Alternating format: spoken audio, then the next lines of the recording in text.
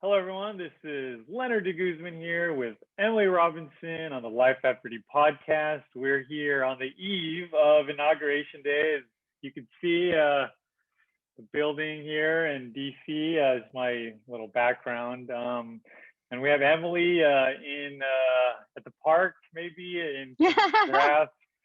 So, because Emily, we were talking a little before. You were in the car, you got stuck between court and the road, so you couldn't I get back. did.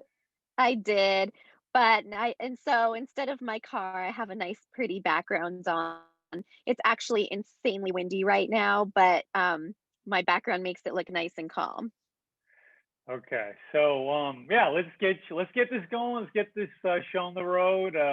Lots of things going on. So right now, today is January 19th, 2021. I'm getting used to the 2021 year. I'm writing 2021. In my notes. I don't like in school. I'm not in school anymore, but before you'd write it, and so it usually takes a month. So we're about there, 20 days in. So let's get to the news here.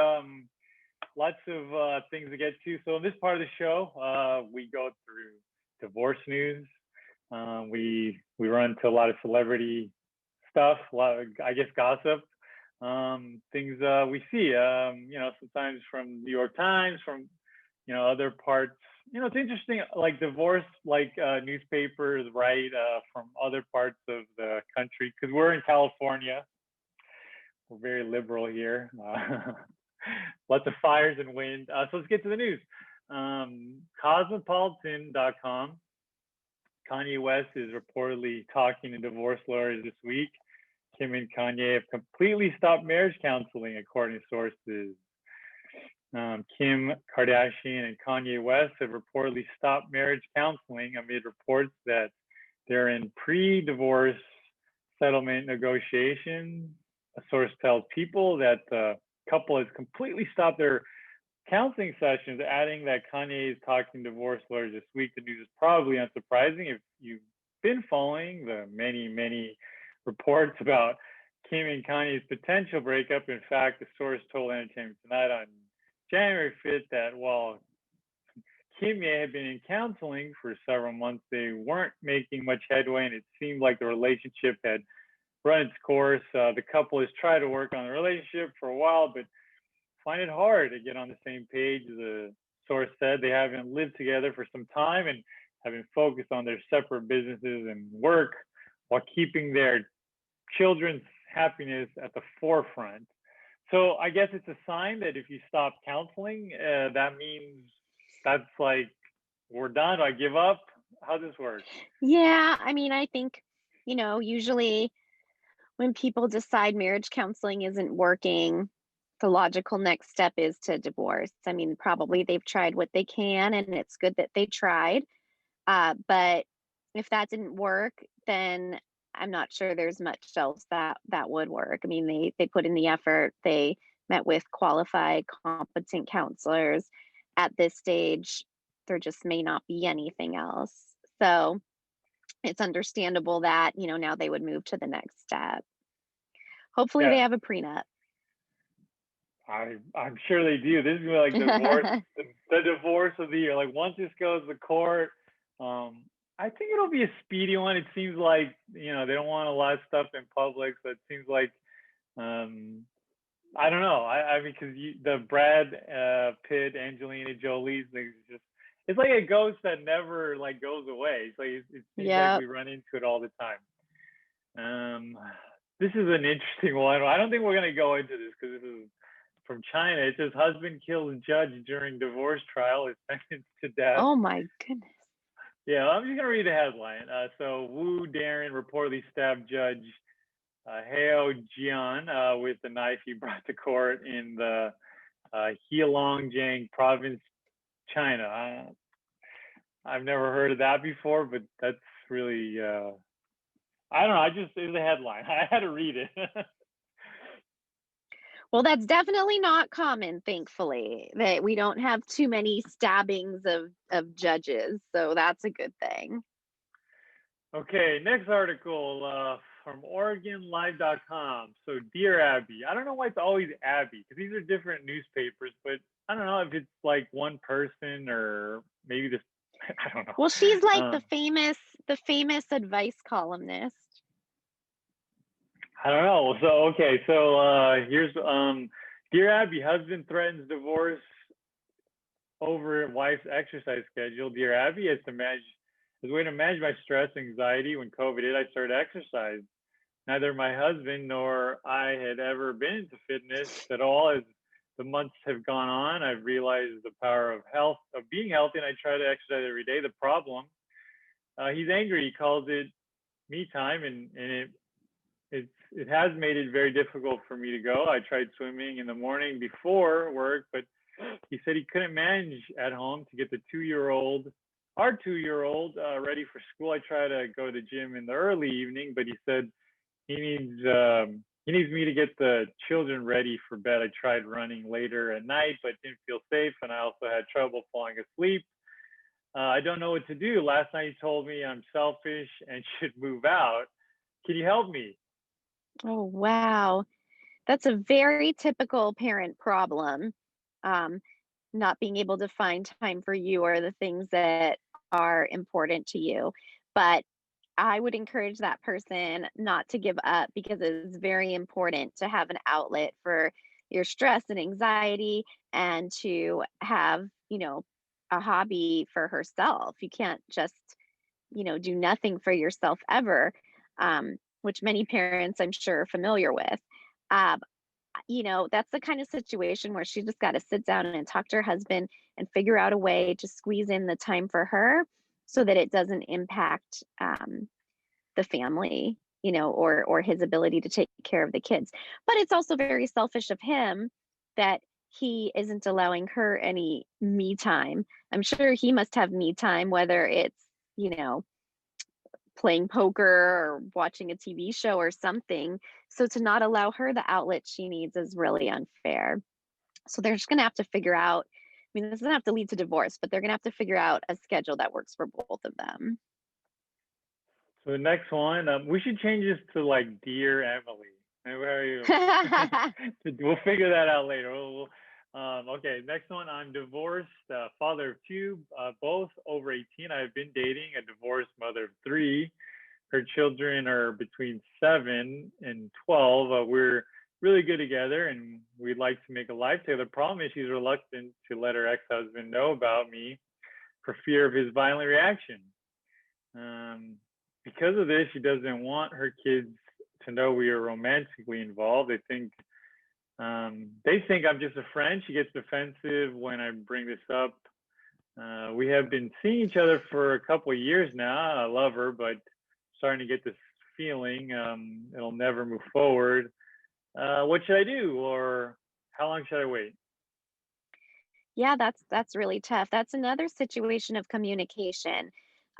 He really needs to tell her how he's feeling and that he's feeling neglected and hurt, that she won't move forward. Her feelings are understandable because a lot of times people do not have good relationships with their exes, and it's scary to think how they're going to react to news. But they've got to communicate. People have to tell each other how they're feeling, and not in an accusatory way, but in a productive way. And sometimes counseling is needed for that. It's a way to tell, each other how you feel in a safe environment. This is an interesting one. This is coming out of EgyptToday.com. Trial marriage, religiously rejected initiative aims to control high rate of divorce.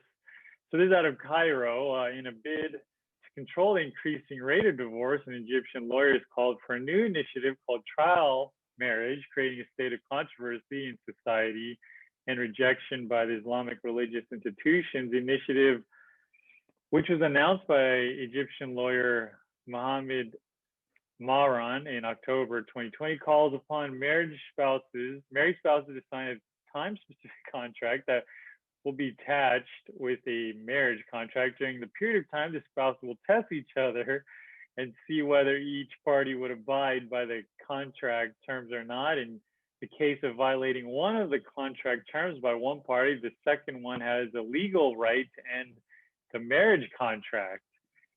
Have you ever heard anything like this? No, but it's very interesting. I mean, it's not a terrible idea to have a trial marriage so that you can see how it's working before you get divorced. I think out here, people live together before marriage, and Yeah. I don't. A lot of people have children before marriage. I'm not sure that it would be as necessary out here, but in societies and cultures where you can't live together before marriage, where the rules are very strict about dating, it I suppose on some level that could be a good idea because you don't know what it's going to be like with that person.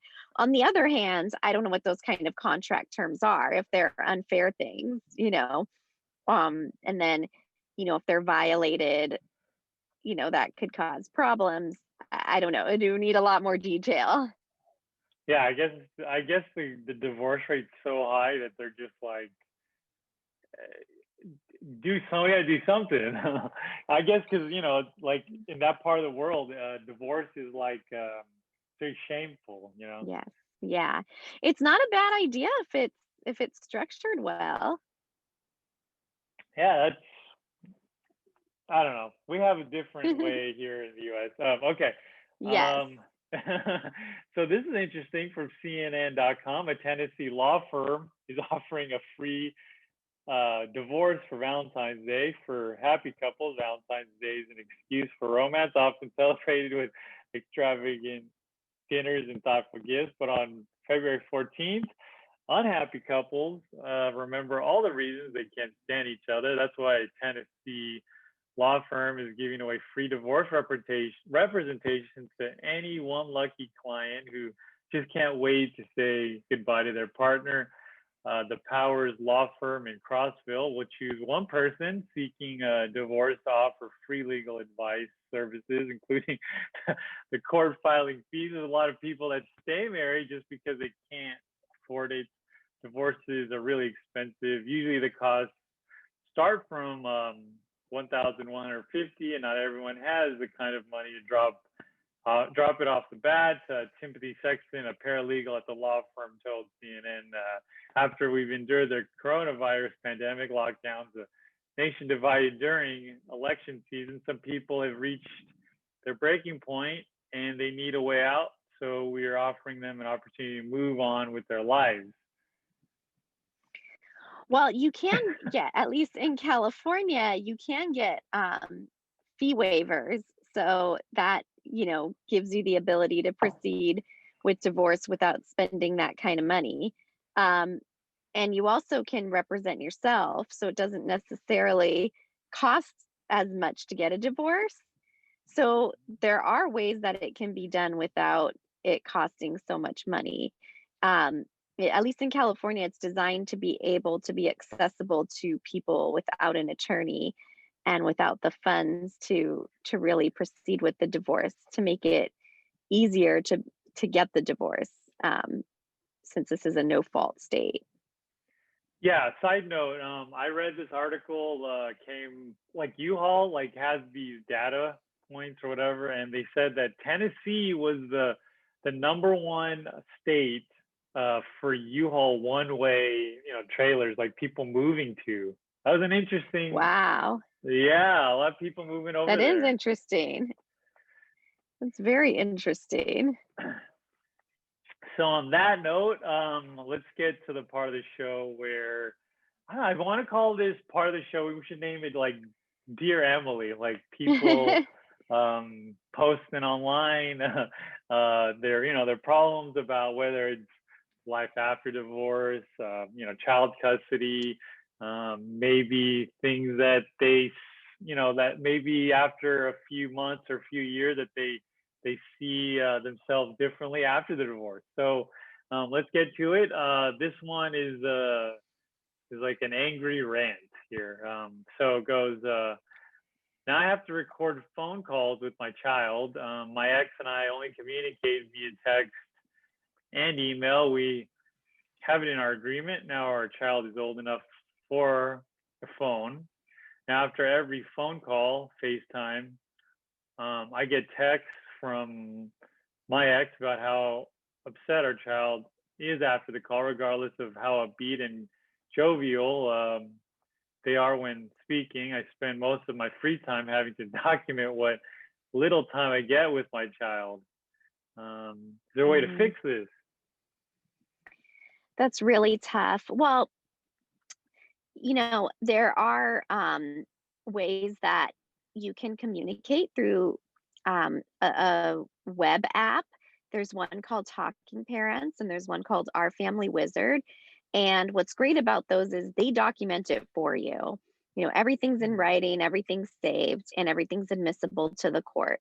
So you don't have to spend all your time documenting what happened. And so that's very, very helpful. As far as the things that X is saying, that's really, really frustrating. But I think at some point, if it's just blame, blame, blame, accusation, accusation, you just say, you know, I, I disagree with your perception. Here's my view. Put your point out there on Talking Parents, and then be done. You don't have to keep responding and keep responding while they berate you. Um, it's you need to respond, and you need to respond you know very, like, professionally, and then be done. Yeah, I can't imagine like everything's on FaceTime, like everyone's on video, like even us, we're like talking, but it's like it's the weirdest dynamic because like it's it's real, it's like it counts, but it doesn't in a way because it's like the human interaction. It's just the weirdest Yeah, thing, and then it's gonna be like this, and then going forward too. Okay, yeah. so let's go to the next one. This is a mental health one, ways to cope. I'm currently going through the divorce process. I moved out 2 weeks ago, and it's been a struggle ever since. I'm not sure how to cope or what to do next. I'm curious, what are good ways to cope, and how do I get through this? Oh, that's tough. It is an emotional time. Your support system is just the most important thing, whether it's family members, friends, a therapist, um, a support group of people who've gone through divorce. You just need people to talk to so you don't feel alone and you don't feel like you are going through something, you know, isolated that no one else has gone through.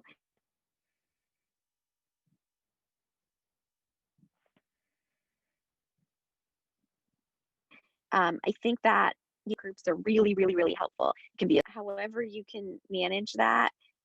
Finding people who've been through a similar trauma is one of the most helpful ways to get through it. Okay, this one, next one has to do with custody and kids trying to go back to court. Here we go again. I'm getting, let's see here. I'm back. I'm back. What's the timer? I'm back again in court. Was kind of forced to sign papers. They didn't agree to because they couldn't afford a lawyer, but your ex did. It's kind of weirdly written. Okay, so my ex was very manipulative and abusive the whole almost 5 years. So I guess they've been going through this for a while. He also deliberately didn't tell me his girlfriend was pregnant until after I signed papers, the one he cheated with while married the whole time. I'm thinking about going to a lawyer to try to go back and get the judge to overturn the terms of the divorce and go for full custody, alimony, and child support. Has anyone ever done this successfully, or were you told you didn't have a chance or denied? I'm asking because the lawyer I want to consult is charging $200, and I don't want to waste another $200. Um, yeah, that summarizes it. Wow. Yeah. I mean, I think it's a little dangerous to ask for legal advice on, these web Oh my, pages. It's better to spend the $200 and ask a lawyer, because you don't want to, you only get so many chances to go back. I mean, yeah, custody and support are modifiable till the kids are 18, but if you're running into court every 3 months, the court's going to start looking at you like, okay, why are you here then? And you're going to hurt your own credibility. So it is worth it to pay a lawyer, you know, to do it right one time versus keep going yourself and possibly make it harder for yourself in the future. I always tell people it costs them a lot more for me to clean up a mess that was made previously than it does for me to just do it the first time. Yeah, it's like me and trash can bags. Like I learned the hard way to like get the good ones, pay a little more, otherwise they break. They Yes. they get all weird, and I live in a windy part of LA, and it's just yeah, pay for it up front. You'll save Yes. more later. Okay. Yes. That's not Okay. somewhere to save money. Okay, so okay, more custody questions here. My husband is pretty much financially abusing me in the last couple of years. Finally, with the last fight, the threat of calling a lawyer didn't scare me. I took some money out of our joint account together to get someone for myself. That was almost 5 months ago. He is stalled getting someone now, and his lawyers are stalling. According to my lawyer, they're strategically moving slow. So I'd run out of money. I took since he hasn't paid anything related to me. I don't have a job, and the kids are so young. I'm constantly looking after them along with the house chores. He refused to pay anything towards my support, stating I can easily work. That was over a month ago. Since then, his lawyers have stalled again. Now, my lawyer is suggesting a pendente light and also a restraining order against my husband since he's so controlling. It makes me feel extremely guilty, and also how he'll be forced to stay away from the kids if it goes into effect. Does anyone have any experience with this? And how did you cope with it? According to my lawyer, since I'm living with his controlled abuse, I don't know any better. I do see how it's wrong and what he's doing with me, but why do I feel so bad about the restraining order? That's pretty complicated. I mean, pendente lite orders are temporary orders while you're going through the divorce for support, custody, things that you need and can't wait to get finalized in the divorce. So it's a good idea to go for those in this situation. As far as the restraining order, it does really restrict people's rights. It puts them in the police system. It can affect some people's jobs if they have background checks done on them. So it is a serious issue. And also if she harms his job by getting the restraining order, that could affect her support. Now, that's not to say you shouldn't get one if you need protection. You absolutely should. But you definitely should think long and hard about it. It shouldn't just be, "Oh, I'm gonna get one because I don't like him." There needs to be some really good, strong reasons that you need the protection. Okay, well, that's the last post of the day.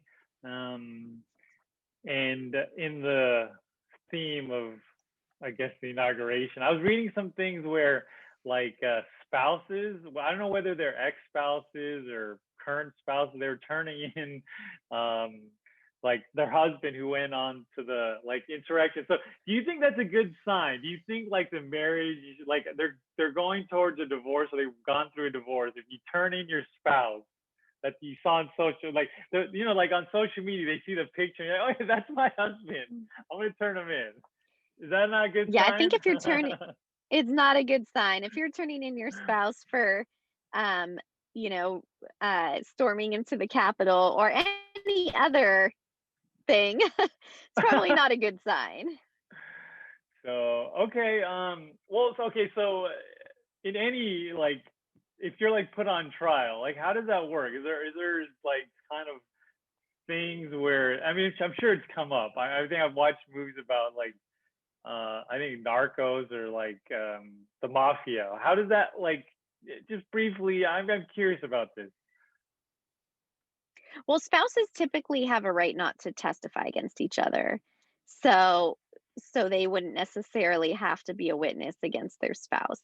Um, Now, in these situations, it sounds like they may want to testify against their spouse or that they're going through a divorce. So, it might be a little bit different. But if there's concerns about that, I'm sure there were other people that saw them storming the Capitol too, and you could call someone else as a witness instead of the spouse. Okay, there you have it. That's how it goes. Don't rat yourself out on social media. If you're gonna do a crime, I guess. Yeah. Right. So I don't know. I don't know how that works. Be I very don't. careful what you got to be really careful what you post. It never goes away, and it many times comes back to bite you. Okay. So so let's think about that. Let's give it a week, and we'll see you on the next episode of the Life After D podcast.